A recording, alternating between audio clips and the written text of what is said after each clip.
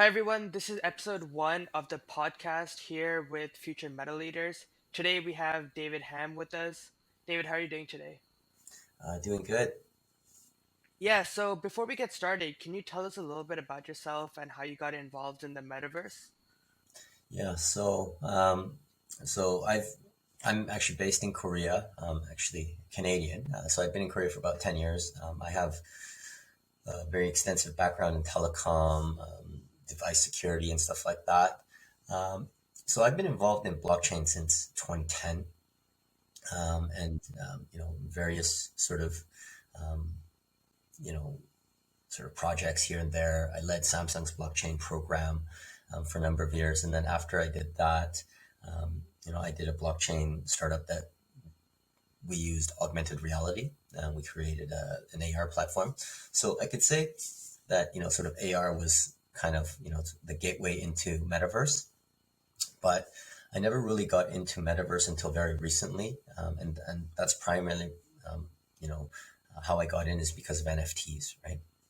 So, NFTs obviously are bringing a lot of value into sort of online experiences, augmented reality, virtual reality, games, and what we now call metaverse into these new worlds. With the advent of Web3, I started getting really involved with metaverse projects, advising a few, um, you know, and now building NFT projects for wearables in the metaverse, etc. So my um, you could say involvement in metaverse was really gradual, and it was, but all of a sudden it's become very sudden and moving very quickly. Yeah. Yeah, so you mentioned a little bit about what you've done at Samsung. Can you elaborate a little bit about what you did over there? Yeah. So when I originally joined Samsung, I was actually doing mobile device security, and that's kind of my background from my telco days. But um, I made the move into blockchain because Samsung was getting into blockchain at about 2016, 2017. And at Samsung, it was most of what we were doing was enterprise focused. Samsung had its own blockchain. Um, we we did some stuff with Hyperledger. I led our sort of inclusion into Enterprise Ethereum Alliance. At Samsung, we did a lot of blockchain building for enterprise, helping big business, banks, finance, etc. We created one of the biggest blockchain networks in Korea where we connected every single bank in Korea to give the power and control of your own identity when you're using your bank. So um, in Korea, people can who use one bank can control their digital ID and use that and give permission to other banks to access their IDs, right? So that was done when I was at Samsung, and we also built the sort of the plan. Back then, it was called Vision 2020 for the Seoul Metropolitan Government, and so it was quite exciting what we were doing there. But still felt that enterprise blockchain had its limits, and I really wanted to get into sort of the consumer space and with blockchain, and that's kind of the reason why I decided to leave there. Yeah. And when you said you wanted to get into consumer space with blockchain, how does that translate to the metaverse that you're working on right now? Yeah, so when I started in blockchain, so I started blockchain back in 2010 when no one knew what it was, right? To put it in perspective, Bitcoin was 99 cents, right? Um, again, it was really hard explaining blockchain, explaining sort of how it adds value to people for a lot of years, right? Like it was really, really like pulling teeth, right? Now, so I spent, you could say, over 10 years trying to explain how blockchain can be of value. And when I say mainstream, I wanted to be able to provide or build services where, blockchain was adding value or creating sort of a special benefit to services, but a service where people could use without having to necessarily understand all the mechanics around blockchain. So, so I think, it took a long time to get there. NFTs is obviously one of those sort of technology components from blockchain that is bringing the mainstream in. And I think that technology, Web3, is actually helping bring masses into the metaverse. Obviously, there's been a lot of marketing recently around it, but um, the fact that if we go into a metaverse or a game or into these new worlds and we're able to extract value from there, meaning I have items, or I may earn things, I could bring them out of that world. Vice versa, if I have objects or items from other worlds, I could take it into another world, right? So um, I think that's how the mainstream is moving into metaverse, and I think that's how metaverse is bringing people in. And the thing is, nowadays, it's not necessarily about talking about how blockchains, the nodes, and transactions per second work. It's more about can I take this NFT into Decentraland? Is that wearable available for me to use in Somnium space, etc. Right? So it's a little bit more of an easier conversation than a technical conversation. And I think that's the reason why people are really engaged nowadays. So when you're talking about bringing people into the metaverses, we've seen Meta's metaverse, Horizon Worlds, and we've also seen Microsoft entering the metaverse space. So I wanted to know, what do you think about Mark Zuckerberg's metaverse, and who do you think is going to come out on top?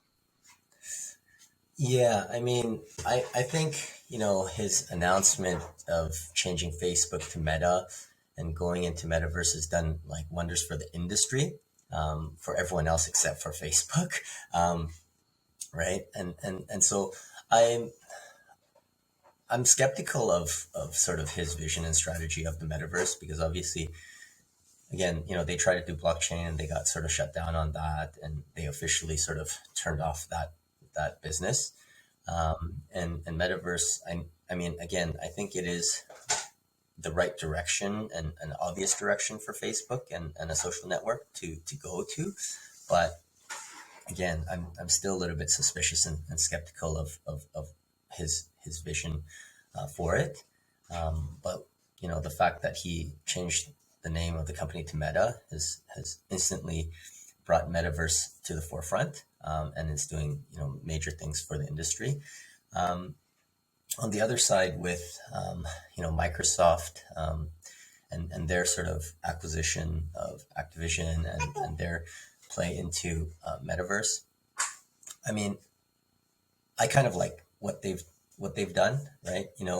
Microsoft has always sort of been I would say, involved in metaverse through Xbox Live, and games, because games are actually metaverse. Um, and also, Microsoft has um, done a lot with sort of VR and goggles and stuff like that too, right? So I think they've always been involved, and they've always been sort of a enabling a company that has enabling technology, right? So everyone uses Windows and everyone uses, all of their products, and those products actually help us, with our work and our business, and sort of our everyday. So I think that, from the perspective where they've always been enabling people with their technology, I think now they'll be able to, um, you know, help push people into the metaverse, help bring more people into the metaverse, and help sort of people understand. Um, you know, I've had conversations with people about this, and the conversation we had was, Xbox Live is a metaverse, right?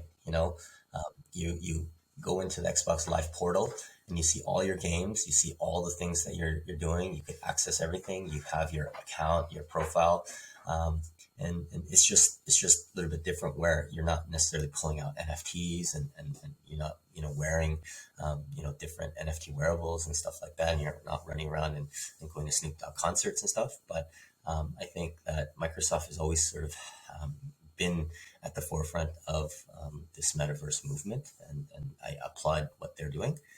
Yeah. Yeah, so we've touched upon tech companies entering the metaverse, but there's also a lot of design companies.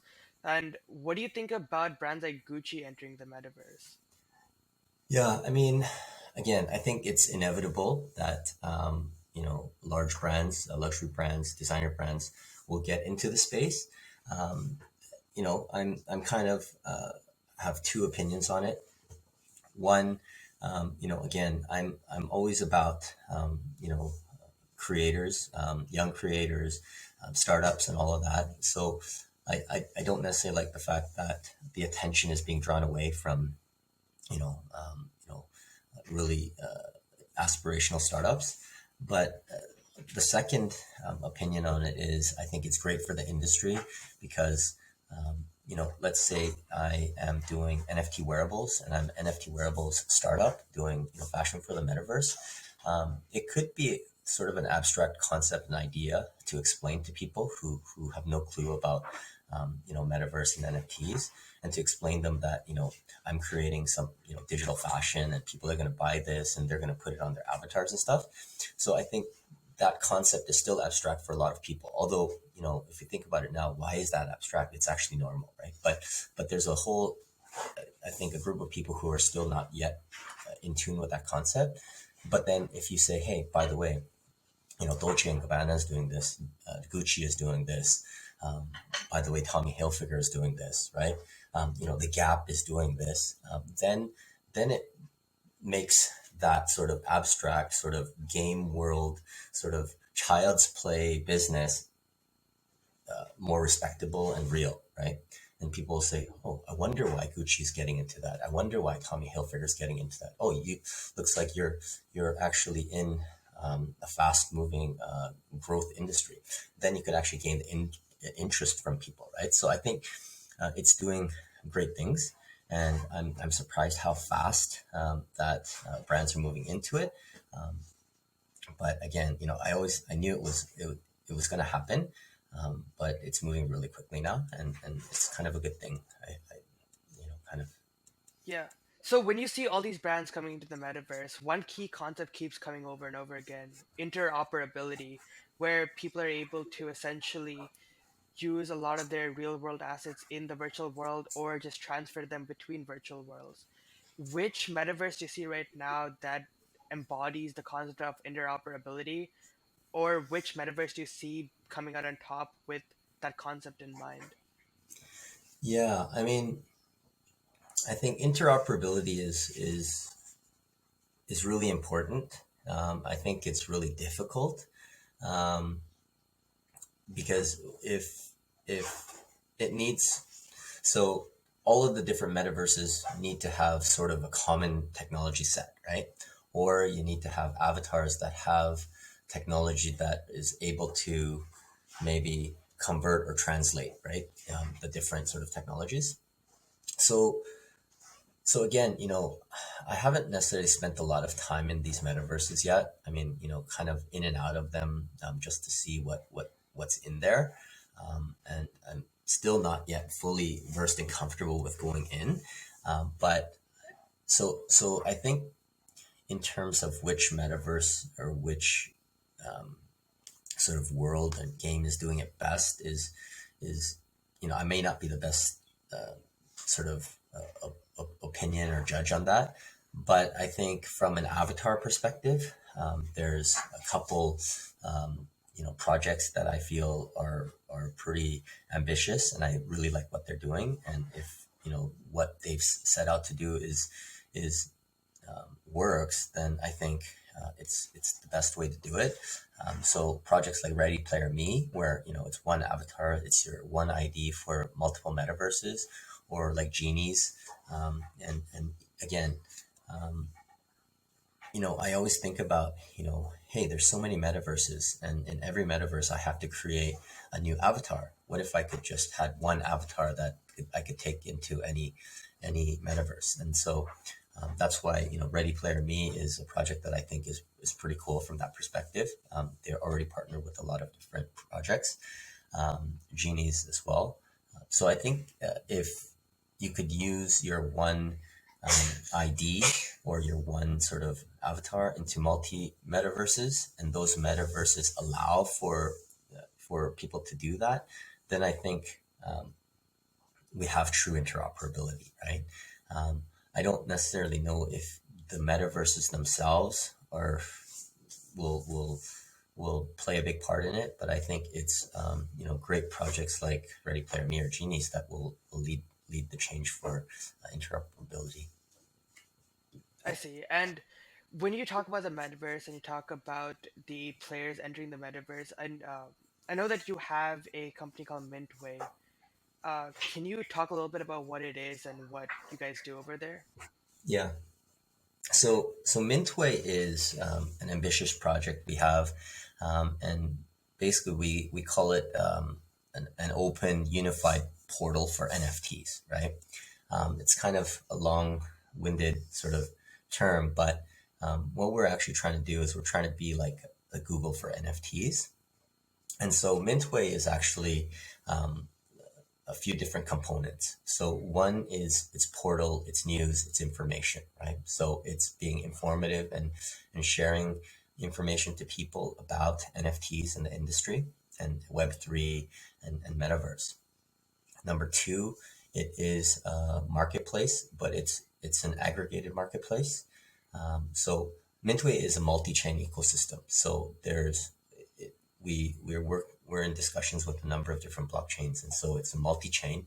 And so when I say aggregated marketplace, is we're going to aggregate the key marketplaces for the different blockchains, right? So if it's like Solana, it would be Magic Eden. If it's Tezos, it's Object. If it's obviously Polygon or Ethereum, it's OpenSea, right? So these are sort of the main, and we sort of aggregate and tie those all into one, and then we have our own sort of addition to the marketplace, and this is where we have this kind of unique license-based NFTs and things like that, right? And so marketplace is number two. Number three is what we call the common term is decentralized applications, but decentralized applications relevant to NFTs. Um, and so NFT-based collections, projects, P2E games, metaverse, these sort of services, these sort of projects and products all tie into the D app section. And basically, we provide a bridge to connect into all of those so our users have access to them. And so I guess you could say that Mintway is also trying to play its part in interoperability from that perspective, right? And then the final component that kind of ties in our whole service is our wallet. And I think we might be one of the first in the world when we do launch the wallet to be truly multi-chain from an NFT perspective. So obviously there's Ethereum, Polygon, and we're in talks with a number of other blockchains. I mentioned a few, even Algorand and like Hedera, etc. And and the and so there are a lot of multi-chain sort of wallets out there, but they don't necessarily work like this, where you have the ability to hold fungible and non-fungible tokens from each of those different chains. But you also have the ability to mint NFTs from those specific chains from our wallet, right? So a multi-chain ecosystem where you're informed from the portal. You have the ability to buy, sell, and trade in the marketplace. Um, you have the ability to utilize your NFTs in with decentralized applications, and you're able to hold and create with your wallet, right? And that's what Mintway is. So it's fairly um, heavyweight from a development perspective, but we're very excited about it, and we're just getting underway in terms of our funding and our initial stages of development as well. So So obviously, from everything you said, NFTs seem to be a very heavy part in the development of the metaverse. So as of right now, there's so many projects out there that are rug pulls, and people are able to siphon out millions of dollars out of these projects. Over the yeah, course of the next couple of years, how do you see NFTs evolving from the current stage it is right now to what it's going to be in the metaverse? yeah. Well, I mean, I think that right now, there's a lot of attention towards NFTs, right? And everyone sort of, wants to get in FOMO, right? So I think that, some of the the bad actors in the industry who are conducting the rug pulls have a really great opportunity right now, because you have a large number of people who are really just ready to put their money in, right? And the issue here is, it's not that there's bad actors and there's people ready to put their money in. The issue is that people need to do their homework, right? And the thing is, I know that's getting harder and harder, because even though you do your homework, some of the bad actors are very sophisticated, very smart, and they know what they're doing. So, it could be an illusion, sort of to folks who are doing their research, right? Now, unfortunately, that's happening, right? Just recently, I think everyone knows about what's going on with Pixelmon, right? There's so much money that went into that, and people were buying on auction, for like 2 ETH and stuff like that, right? And the reveal is just terrible, right? I think I was doing art like that in my first grade and second grade, right, at school, and so I, you know, the thing is, can you consider that a rug pull, or can you consider that as like really good marketing with bad execution, or what is it, right? So I think for the metaverse is that, we really have to be careful, because again, even in the metaverse, it is somewhat anonymous, right? It's an anon world, right? Because we all have avatars in front of us, and um, I think it's the main lesson, so to speak, is NFTs will enable you to create and extract value from metaverse. So if there's massive rug pulls in the NFT industry, I know that obviously moving forward there will be potential for that to happen in the metaverse as well too, considering that people are anonymous in the metaverse, right? And they could have a different identity, etc. So I think it's a matter of being as safe as possible. I think what this will lead to is better security protocols with the different services, different metaverses, perhaps more authentication, more safety, more verification, perhaps more vetting of projects that are going into metaverse. And I think that's good for the industry. At any given point, like, when ICOs started to come out in 2017, there were a lot of really great projects, but there were a lot of big scams as well too. But with those big scams came an era where people got smarter, investors became more diligent, and I think that's what needs to happen in NFTs and metaverse as well. So yeah, we see a lot of rug pulls that are going on right now, as you've just mentioned. But what do you really see as the main use case of NFTs? If it's not for just flipping them, what would they really be used for? Yeah, well, I mean, again, I think the value derived from an NFT is not the NFT itself; it's the content, right? It's usually the metadata, right? And so I think from the reason why I got really interested into NFTs in 2017 was not necessarily for the PFPs or the pictures or all the artwork and all of that. It was really more about how you could store value in digital assets, right? So, everyone was familiar, and up until now have been familiar with fungible tokens, right? Like ETH and everything else, and ERC20 tokens and stuff like that. But the reason why I got interested was, I was actually trying to think of a solution for one of our clients, and our clients was a company that managed and owned assets, and these are physical assets like buildings, land, etc. And they wanted a better way to manage these sort of facilities, these buildings, these assets, and be able to tie in sort of everything related to, let's say, a building into sort of one thing. And the only thing that I could think of at that time was, how about create a single token that represents that building or that asset, and everything related to that, like service records, pricing, licensing, registrations, etc., all tie into this one token. And if someone decides that we need to sell this asset, they could sell transfer that token and transfer ownership, etc. Right. So that was my sort of first foray and sort of concept into NFTs. Um, Unfortunately, my boss didn't like it, but I knew that there was different uses for NFTs and different uses for blockchain tokens and tokenization. So I see that NFTs have like endless possibilities in terms of their utility and value. It's really, I think, based on how innovative and how conceptual and how people can create or imagine, right? So I think it's based on our imaginations, right? So the utility of NFTs is really based on what we can think of, right?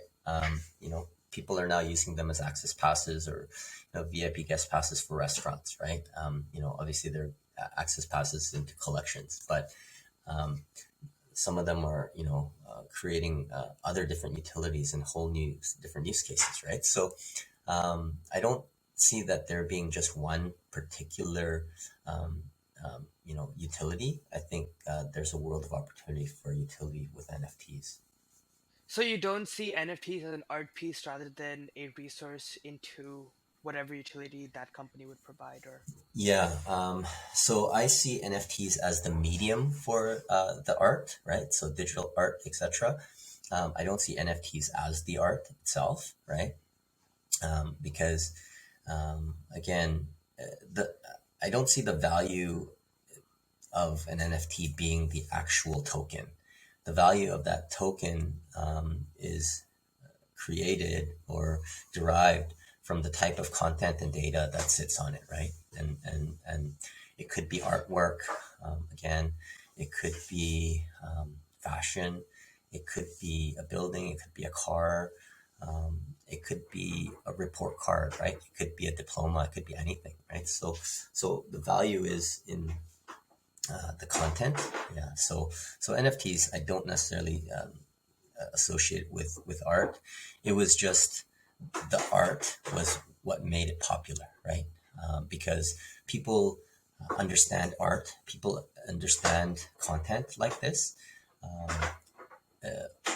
I think if I showed someone a NFT with a Picasso, it would be easier to explain to them that than explaining to them starting off with a non-fungible token. It's a smart contract on the Ethereum blockchain. It's just a single token, not multiple tokens. Like, do you know what I mean? I think explaining to them that there's one Picasso and it's digital and it's a token.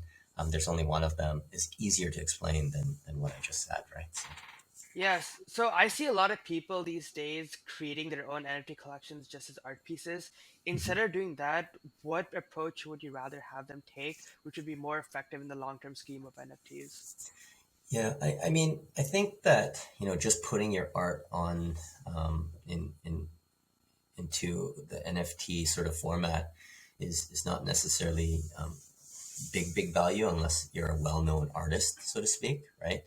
Um, you know, Creating art into NFTs does create a new channel and opportunity for artists in terms of being able to target a lot more people, controlling, sort of your royalties and things like that, and getting access to it and guaranteeing it. But I think that people who are creating NFTs with artworks and stuff maybe be able to add some underlying or some um, value behind it, right? So maybe um, not necessarily, just for a monetary purpose, but again, if I'm an artist and I'm selling artwork as NFTs, I'd like to bake into that, maybe giving people access into future collections, right? Giving people more information about me as an artist, right? Not just the image that they purchased, but ongoing, right? Um, you know, Maybe people who've purchased my NFTs will be, the first people invited to any gallery openings or gallery showings. Just a whole bunch of different things, right? So, that I think there does need to be a set of utilities behind NFTs, regardless of what it is, right? So, you know, again, I think people need to really think clear think hard about kind of the dynamics of what they're going to put together. Because at the end of the day, if you don't have clear utility, or you have clear sort of set of unlockables, or set of values in the collection, the reality is people are just not going to buy it. People are not going to take it. And more often than not, a lot of people will just say, hey, that project is a scam, right? So there needs to be clear, realistic, verified sort of value behind the NFT if you're going to create a collection and do a drop. So would you recommend people to essentially take personal values that they have and try to create a story behind it when deploying NFTs? Yeah, I think people genuinely understand stories, right? And um, you know, again, rather than just being images, if there is a story behind it, right? There is something that's genuine, something that's honest, right? Something that makes sense. It could be abstract, but as long as it makes sense, and there is some clear values with that story, and how it's presented in an NFT collection, absolutely, right? You can't just say, hey, I've got like, I'm gonna make 10,000 versions of 100 of these images, right? And just hope to sell them, right? There needs to be a story around it, right? For sure, absolutely. And I think if it's life experiences, I think that could be of value, because I'm sure, a lot of people who could you know also agree, and also may have experienced those certain experiences. So that may add additional value to this collection, right? Or a collection. So when you have people creating these collections and they want to get into the space, what do you think the first resources they should be understanding before they dive in and start minting their NFTs and creating their collections? Should they understand about crypto? Should they understand about OpenSea? What would the top three things you would say be? Yeah, I think understanding a basic understanding of crypto and wallets, right? First is important, and understanding sort of the kind of the mechanics around sending and receiving. I think that's important to know from a basic perspective, because obviously buying and selling will be utilizing those cryptocurrencies. And then I think, again, there's a lot of resources online, and people just need to do research and read up a lot on NFTs. I think OpenSea is pretty cool from the perspective that you don't necessarily need to create a smart contract, right? And you could just do it up and go. Um, but I think that, again, there's just a lot of. I think OpenSea is great for ideas, and it's great to see different collections and stuff like that. Yeah, sure, definitely look at all the different marketplaces. Rarible, Super Rare, Nifty Gateway, Vive, or Legend. There's a whole bunch of different ones, right? And I think people can look to these marketplaces for sort of inspiration, and ideas, and then kind of just follow like artists who you think are doing the things you love, right? Collections, right? So I what I did was I started following collections that I thought were really cool, right? And joined their communities and started asking questions to not only the creators but to people in those communities. And I actually learned a lot of stuff from just by doing that. You know, I've been in the industry for a long time, but still, there's a lot of stuff that I was learning. So I think really just being able to engage and do the research. I think that's the most important, right? When creating, right? So if you're technical, then really study about creating smart contracts, right? The ERC 721s or ERC 1155. Understand and really know how to do well, like some of the key important things like setting in your royalties, enabling the metadata, stuff like that, right? So if you're technical, yes. If you're not, then do a lot of reading first, right? And ask a lot of questions. Yeah. Awesome. And when you talk about NFTs being used in OpenSea and how you see them being like how people are just deploying their own contracts, how do you see the platform OpenSea evolving for creators? And what do you see OpenSea's role like in the future? Yeah, well, I mean, OpenSea's been around a long time, right? So, some people don't realize that, before NFTs got really, really popular, OpenSea was around, right? And so I think OpenSea is a great forum from the perspective that if you're just kind of, new to NFTs and you don't have the technical ability, but you might have some cool content and you really want to just get started, you could get started easily. Um, and OpenSea has kind of the largest sort of market share in terms of users. It also has probably the largest market share in terms of sales. So I think from the perspective that there is a lot of content there, there's a lot of collections. It's it is actually a good sort of resource. Their developer docs are pretty good as well too. Although some things there could be more detail, but again, it's good for beginners. So I used a lot of their developer doc content for my own learning purposes as well too, because again, you know it's hard to know everything about NFTs, but I think those developer docs and whatnot are really good.